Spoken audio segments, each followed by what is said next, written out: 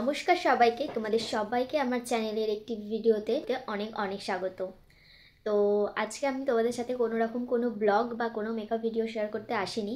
আশা করছি তোমরা আমার চ্যানেলটা দেখে বুঝতেই পারছো আমার চ্যানেলের সমস্ত ভিডিও ডিলিট হয়ে গেছে, কোনো ভিডিও আমার চ্যানেলে নেই। রিসেন্ট আমি কিছু শর্টস আপলোড করেছি, সেগুলোই আছে।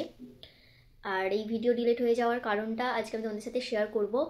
আর এই ভিডিওগুলো প্রথমেই বলে দিই, আমি নিজে ডিলিট করিনি, আমি চ্যানেলটা যে ফিরে পেয়েছি এটাই অনেক বড় সৌভাগ্য আমার। তো প্রথম থেকে একদম শুরু করি কিভাবে আমার চ্যানেলটা ডিলিট হয়ে গেছিলো, কি কি বৃত্তান্ত সব কিছু বলি। তো ডেটটা ছিল 21শে নভেম্বর, আমি ছিলাম মামা বাড়িতে। আমি তখন তোমাদের সাথে কোনো রকম কোনো ব্লগও শেয়ার করিনি, কোনো শেয়ার করতে পারছি না। তো আমি তো সারাদিন বিজি ছিলাম, সেই জন্য আমি ইউটিউব চ্যানেল খুলেও দেখিনি। তো রাত্রির দিকে আমি ইউটিউবটা যখন খুলি দেখছি আমার চ্যানেলটা খুলছে না। এখন আমাকে দেখাচ্ছে যে আমার জিমেল অ্যাকাউন্টের পাসওয়ার্ড দিতে। তো আমার যেহেতু তখন ইমিডিয়েট মনে ছিল না আমার জিমেল অ্যাকাউন্টের পাসওয়ার্ড, তো আমি সেই দিন অফ করে রেখে দিই আমার ইউটিউব চ্যানেল।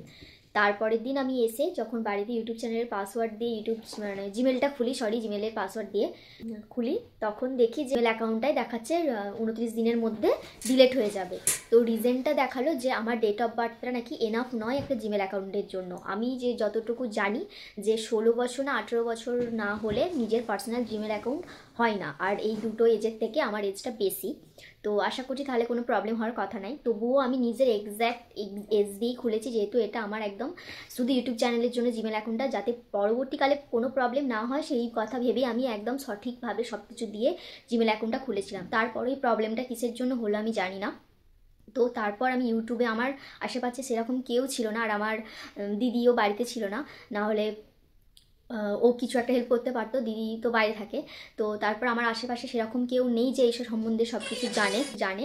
তো আমি নিজেই ইউটিউব চ্যানেলে অনেক কিছু দেখি, অনেক ভিডিও দেখি যে আমি কি করে আমার জিমেলটা ফার্স্টে রিকভার করবো। তখন আমার ইউটিউব চ্যানেলের কথা আমি ভুলেই গেছি। তো অনেক ভিডিও দেখার পর ক্রোম থেকে যে জিমেল রিকভারিতে অনেক কিছু প্রসেস বললো, সেগুলো করার পর ঠাকুরের কৃপায়, বড় মায়ের কৃপায় আমার জিমেল অ্যাকাউন্টটা ফেরত আসে। তো তারপর এবার আমার ইউটিউব চ্যানেলটা, তখন আমি ভেবেছি যে আমার যেহেতু জিমেলের সাথে আমার ইউটিউব চ্যানেলটা, তাহলে আমার ইউটিউব চ্যানেলটাও আমি ফিরে পাবো, আমি তখন এটাই ভেবেছি। তারপরে যখন আমি ইউটিউব চ্যানেলটা খুলি, আমি আমার অ্যাকাউন্টটাতে গেছি, যে নিচে যে লোগোটা দেওয়া থাকে যেখান থেকে আমার চ্যানেলটা আমি খুলতে পারবো, সেখানে যে দেখছি আমার চ্যানেলটা দেখাচ্ছে, এখানে আমি পিকচারটা দিয়ে দিয়েছি, this channel does not exist, এটা। আর এটা মানে হলো আমার চ্যানেলটার কোনো অস্তিত্ব নেই। তো তখন তো আমার মাথায় হাত, আমি ভাবলাম যে আমার চ্যানেল কি হয়ে গেল, ওয়াইটি স্টুডিও তো দেখছি সেখানেও আমার চ্যানেল খুলছে না, তো কি হবে। তারপর আবার আমি ইউটিউবে ভিডিও দেখি, দেখার পর এরকম বলে ইউটিউব টিমকে একটা মেল করতে, যে এরকম চ্যানেল ডিলিট হয়ে গেছে। তো আমি মেলটা করি, রাত্রের দিকে মেলটা করি, সেটা ছিল 22 তারিখ। 23 তারিখ সকালে আমার ইউটিউব চ্যানেলটা ফিরে আসে।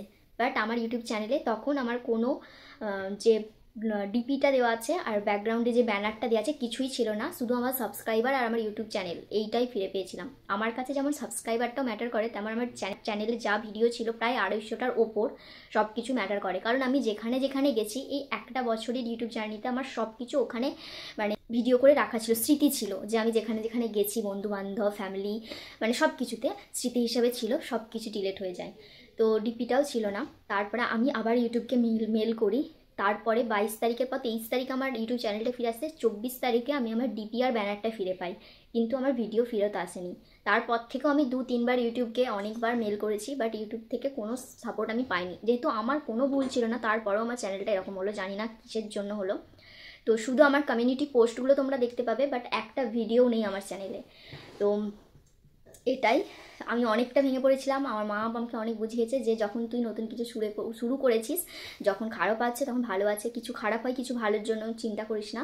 এরকম করেই আজ অনেকটা দিন, আজকে 27 তারিখ, আমি ডিসাইড করলাম যে তোমাদের সাথে এই কথাটা শেয়ার করাটা দরকার। তো সেই জন্য আজকে এই ভিডিওটা করা। তো আমি নিজের মনকে শক্ত করেছি, আবার আমি আগের মতন তোমাদের সাথে ভিডিও শেয়ার করব, তোমরা চিন্তা করো না। তোমাদের কাছে হাত জোড়ে একটাই রিকোয়েস্ট, তোমরা আমার পাশে যেমন ছিলে আগে, এখনও তেমনই থাকবে আশা করব। আমি আগের মতন আবার ভিডিও দেওয়ার চেষ্টা করব।